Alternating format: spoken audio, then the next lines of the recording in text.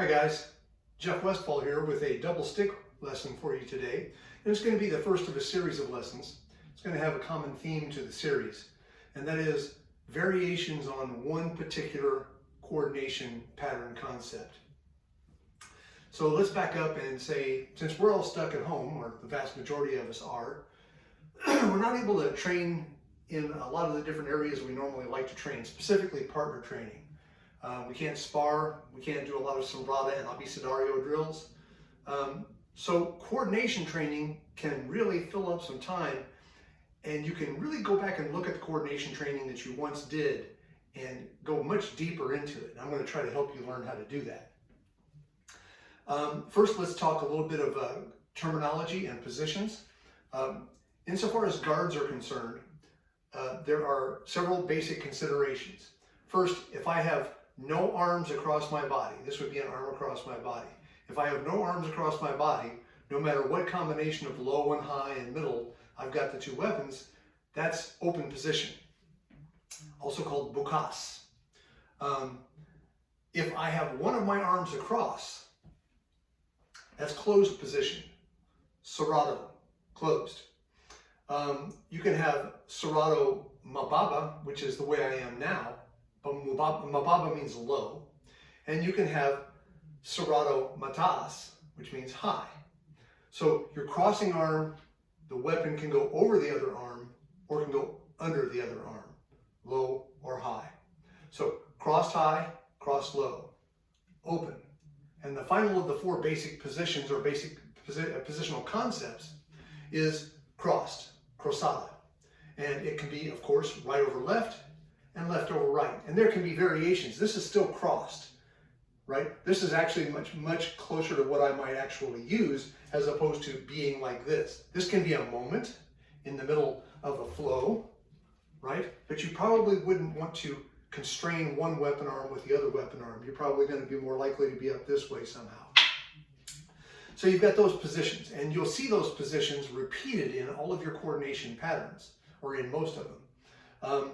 So having laid the groundwork, let's talk about the pattern that's going to be taking up our attention for the next number of videos, and that's closed six count.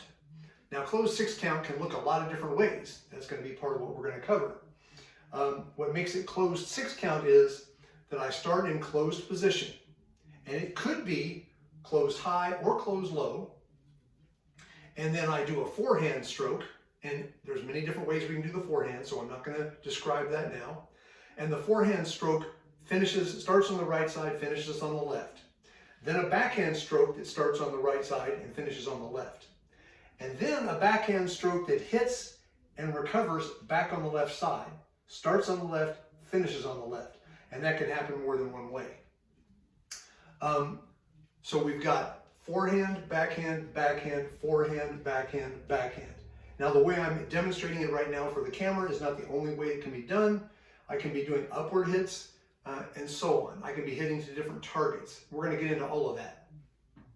So closed six is that basic concept. Now, one of the things that really spices up training your coordination patterns is introducing variation into it. Now, there's variation that would take you outside of the pattern of closed six.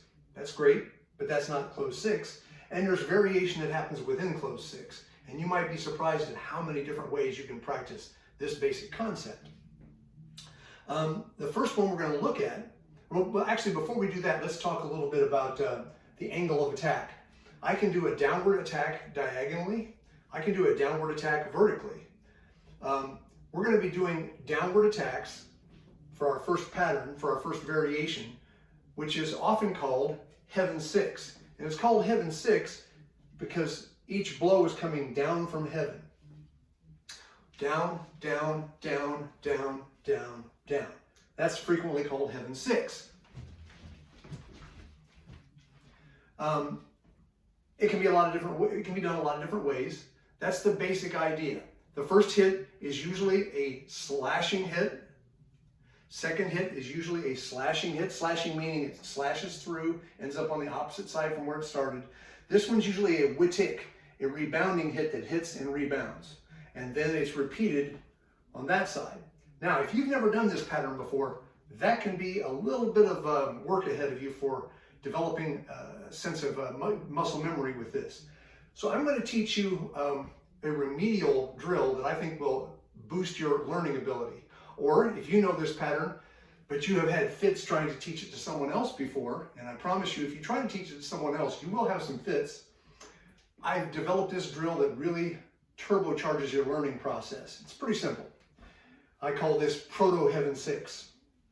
And that is, I'm going to do a forehand slash with this stick and a backhand slash with this stick. 1, 2. Now I switch my sticks. I take the crossing stick from above and I put it below. And now I just repeat. 1, 2, switch it. 1, 2, switch it. 1, 2, switch it. So the third beat of every 3 is just a switching motion. It's easy to teach that to someone very fast. Then, once they get used to that, you teach them, okay, now take that switching motion, and on the way to your switching motion, reach out and tap his stick as you do it. Then you're essentially doing Heaven 6. Let me mention a moment in this pattern that can cause you trouble as well. A lot of people have the habit of putting this way up in here. Now, if this is a bladed weapon, that's a bad idea. If it's a stick, it's not killing anything just being there, but you are inhibiting your ability to strike overhead with your own arm. So one answer for that is to have it lower on your hip. That makes your job easier. Or another one is that if it is up under this arm a little bit, after I do this hit, I can internally rotate my shoulder so that there's space here. If I keep my elbow down, I'm inhibiting my attack. So learning to make this double attack can be really useful. That's a very useful fighting motion, by the way, because very often he'll react to this and doesn't expect a second one to be coming right along behind it. So very often you'll catch him bringing his hand back in after evading with that second hit. A lot of useful applications of this kind of pattern. Okay, now we are now doing the downward angle. Well, we can also do an upward angle. Now to do an upward angle, we're going to need to change from closed low to closed high. And now we're going to do upward 6. Now let me talk through this a little bit. So again, we start with the forehand stick in closed 6, and it comes upward.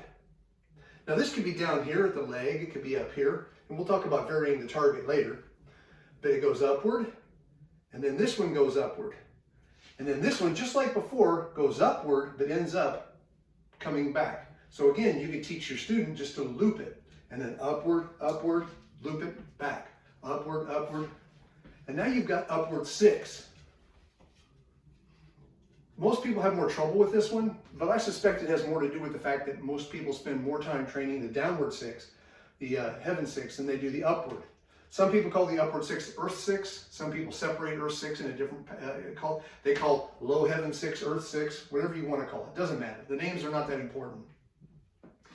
So we've got various angles. We can go up with closed 6. We can go down with closed 6. We can also, with each of these 2 variations, we can vary our target. So for example, I can do my Heaven 6, but I can aim like I'm doing it at my dog down here. Now what function does that have? Well, we live in a world with a lot of flat, smooth floors, even surfaces. But this art was developed in a world with a lot of mountains, a lot of hillsides. And even we live in a world that does have stairwells and hillsides. So you can imagine if you were in a big stairwell, big enough that you can swing sticks in it, like say at a hotel, and the bad guy's downstairs from you and you're upstairs from him and you're striking down here at him. And you can practice this with a partner on a set of stairs or on a hillside. And conversely, he's angling his attacks up here like this. So that's another way that you can vary your pattern, is you can vary the angle, you can vary the target. You can even vary the target within the pattern, right? But we're not going to talk about that today. That takes us as far as I want to go today. That's a good beginning for those of you who have not done closed 6 before. And for those of you who have and have trouble showing it to someone else, I hope I was able to give you a few tips. And meet me back here next time for our second double stick lesson, and I'll show you a lot more variations on this theme. Take care, and if you have a friend who's a healthcare worker, call them up and ask them how they are, and tell them thank you.